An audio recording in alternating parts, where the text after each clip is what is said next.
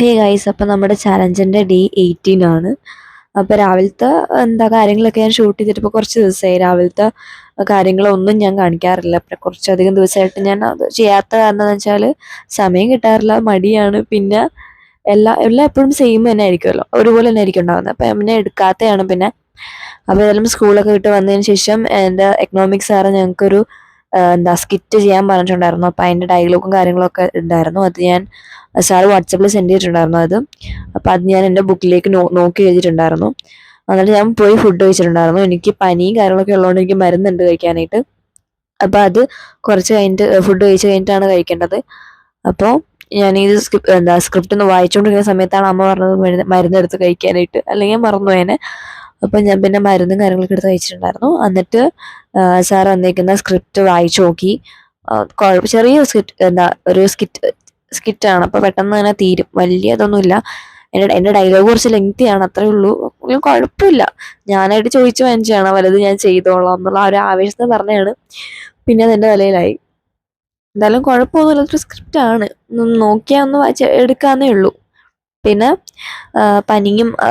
പനിയും ദേഹം വേദനയും പിന്നെന്താ തലവേദനയൊക്കെ ആയിട്ട് ഒരു മാതിരിയായിരുന്നു. ആ ദിവസം ഞാൻ ഹോസ്പിറ്റലൊക്കെ പോയിട്ടുണ്ടായിരുന്നു.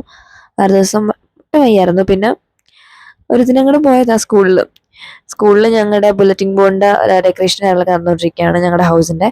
അപ്പം അതിൻ്റെ തിരക്കും എല്ലാം കൂടെ ഒരു മാതിരി ആയിട്ടുണ്ട്. എന്തായാലും പിന്നെ ഞാനിത് പറഞ്ഞ് എല്ലാവരും ഭയങ്കര ഒച്ചത്തിൽ പറഞ്ഞ് വായിച്ചു നോക്കുകയാണ്. പിന്നെ ഞാൻ വിചാരിച്ചത് എനിക്ക് മടുത്ത്. ഞങ്ങൾക്ക് ഇൻസ്പെക്ഷനാണ് 21st. അപ്പോൾ അതിന് വേണ്ടിയിട്ടുള്ള സ്കിറ്റാണിത്. അപ്പോൾ ഇത് ഇപ്പോഴേ പഠിച്ചുകൊണ്ട് പോയിട്ട് പ്രത്യേകിച്ച് കാര്യമില്ലല്ലോ എന്ന് വിചാരിച്ചിട്ട് ഞാൻ പിന്നെ അത് അടച്ചു വെച്ചിട്ടുണ്ടായിരുന്നു. എനിക്ക് മടിയാണ് മെയിൻ റീസൺ. പിന്നെ ഞാനത് 21st അല്ലേ എന്നുള്ള ഇതിൽ ഇങ്ങോട്ട് മാറ്റി അടച്ചു വെച്ചു. പിന്നെ അക്കൗണ്ടൻസി എടുത്തിട്ടുണ്ടായിരുന്നു. അക്കൗണ്ടൻസി ഇതിൻ്റെ ഈ ഒരു ബുക്കിൻ്റെ ഫസ്റ്റ് പേജിലൊക്കെ അക്കൗണ്ടൻസിയാണ് എഴുതിയിട്ടുള്ളത്. അപ്പോൾ ഇതിൻ്റെ ലാസ്റ്റ് പേജിൽ ഞാൻ പിന്നെ ഈ ഒരു സ്ക്രിപ്റ്റ് ഞാൻ എഴുതി വെച്ചു. സ്കിറ്റിൻ്റെ സ്ക്രിപ്റ്റ് ഞാൻ എഴുതി വെച്ചിട്ടുണ്ടായിരുന്നു. അപ്പോൾ അത് വായിച്ച് മടിയായപ്പോഴേക്കും ഞാൻ പിന്നെ അത് മാറ്റിയിട്ട് അക്കൗണ്ടൻസി എടുത്തിട്ടുണ്ടായിരുന്നു. അക്കൗണ്ടൻസി ഫസ്റ്റ് 2 ചാപ്റ്റർ തിയറി ആയതുകൊണ്ട് തന്നെ നല്ല ബോറിംഗ് ആയിരുന്നു. തിയറി 2 ചാപ്റ്റർ കഴിഞ്ഞപ്പോൾ തന്നെ മാഡം നേരെ 6th ചാപ്റ്ററിലേക്ക് പോയി. അത് അക്കൗണ്ടിങ് ഇക്വേഷനാണ്. അതിനകത്ത് നമുക്ക് അത്യാവശ്യം ചെയ്യാൻ പ്രോബ്ലംസ് കാര്യങ്ങളൊക്കെ ചെയ്യാനുള്ളതുകൊണ്ട് തന്നെ ബോറടി എന്ന് പറഞ്ഞ സംഭവം ഒന്നും ഇല്ല അതിനകത്ത്.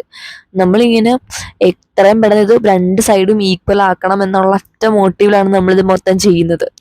അതുകൊണ്ട് അവിടെ ബോറടിക്കാനുള്ള ചാൻസ് ഒന്നുമില്ല. നമ്മുടെ തല കുറച്ച് വർക്ക് ചെയ്യാനുള്ളതായിട്ടായതുകൊണ്ട് തന്നെ അവിടെ കുഴപ്പമൊന്നുമില്ല. പക്ഷെ എനിക്ക് തിയറി പോർഷൻ പഠിക്കുന്ന ഒട്ടും ഇഷ്ടമല്ല. ഞാൻ എൻ്റെ മിക്ക വീഡിയോസിലും പറയുന്നൊരു കാര്യമാണ്, എനിക്ക് തിയറി എന്ന് പറയുന്ന സംഭവത്തിനോട് അത്രത്തോളം ഹെയ്റ്റാണ്.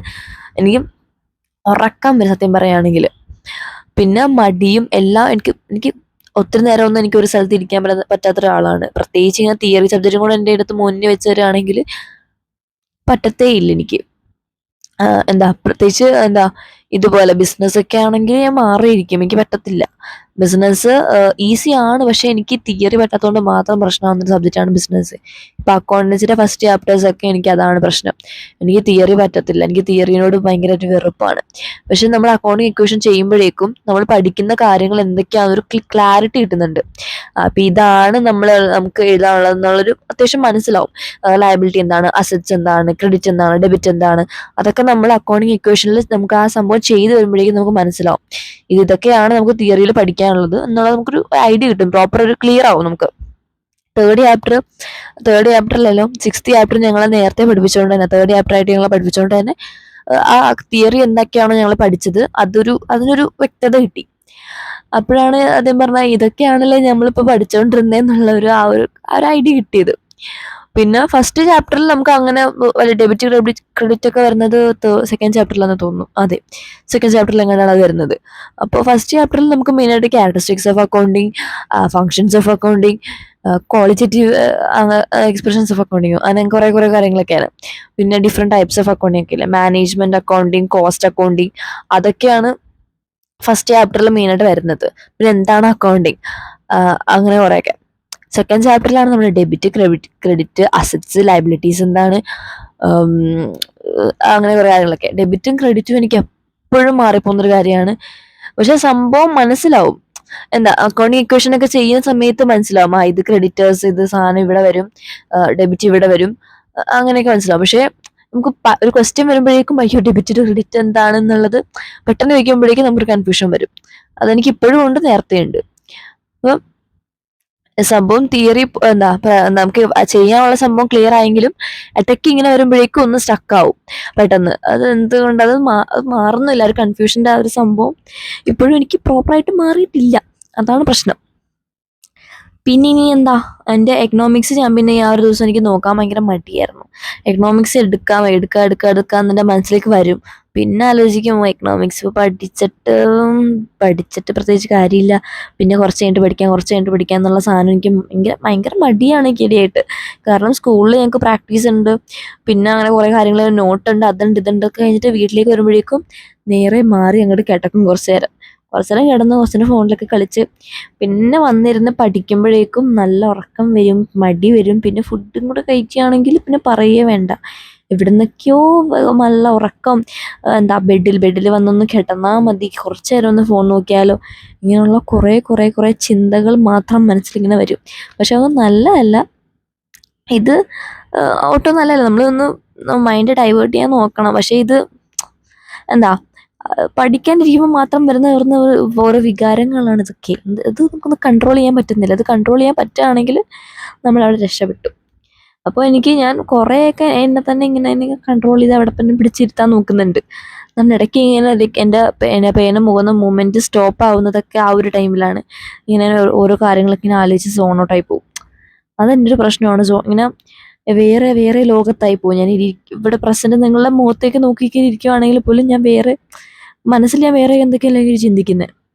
അതെൻ്റെ ഏറ്റവും വലിയ പ്രശ്നമാണ്. പഠിക്കാനിരിക്കുമ്പോഴാണ് എനിക്ക് മെയിനായിട്ട് ഇത് വരുന്നത്. ആൾക്കാരോട് സംസാരിക്കുന്ന സമയത്ത് ഇടയ്ക്ക് ഞാനിങ്ങനെ എൻ്റെതായ ലോകത്തേക്ക് ഇങ്ങോട്ട് പോകും. പിന്നെ ഇവിടെ എങ്ങും ആയിരിക്കില്ല, ഇവിടെ ഒരു ശ്രദ്ധ ഉണ്ടാവില്ല. വേറെ എവിടെയെങ്കിലും ചിന്തിച്ച് കാട് കയറി പോകും. പിന്നെ നിങ്ങൾ എന്നോട് എന്തൊക്കെയാ പറയുന്ന പോലും ഇപ്പം ചില സമയത്ത് എനിക്ക് അറിയുന്നുണ്ടാവില്ല. ഓക്കെ, നമ്മൾ പറഞ്ഞ് വേറെ ഇങ്ങോട്ടൊക്കെയോ പോയിട്ടുണ്ട്. ഞാൻ ഒരു കാര്യം പറഞ്ഞു തുടങ്ങുകയാണെങ്കിൽ ഞാനത് അതുമായിട്ട് അതിൽ പിടിച്ച് വേറെ എങ്ങോട്ടെങ്കിലൊക്കെ പോകും. അതെൻ്റെ ഒരു വൃത്തികെട്ട ശീലമാണത്. നമുക്ക് മാറ്റാൻ പറ്റത്തില്ലല്ലോ ഇതൊക്കെ. ഇവിടെ ഇപ്പം എൻ്റെ പേനീനെ അനങ്ങാണ്ട് ഞാൻ കുറേ നേരം ഇരുന്നുണ്ടാവും. അത് കുറച്ച് സോൺ ഔട്ടായി പോയതാണ്. പിന്നെ ഞാൻ എൻ്റെ സ്റ്റാറ്റിസ്റ്റിക്സ് എക്കണോമിക്സിൻ്റെ ബുക്ക് എടുത്തിട്ടുണ്ടായിരുന്നു. എക്കണോമിക്സിൻ്റെ ബുക്ക് തുറന്നു, അങ്ങോട്ട് 2-3 പേജ് മറിച്ചു. പിന്നെ അത് പഠിക്കണ്ട എന്നെനിക്ക് തോന്നിയത് കൊണ്ട് അത് അടച്ചു വെച്ചു. ഞാനിപ്പോൾ ഭയങ്കര റിയലിസ്റ്റിക് ആയിട്ടുള്ളൊരു ദിവസമാണ് നിങ്ങളെ കാണിച്ചു തന്നത്. എനിക്ക് അത്രത്തോളം മടിയായിട്ടും വീഡിയോ എടുക്കണം എന്നുള്ള ഒറ്റ കാരണം കൊണ്ട് ഞാൻ ക്യാമറ ഓണാക്കി അവിടെ വന്നിരുന്നു.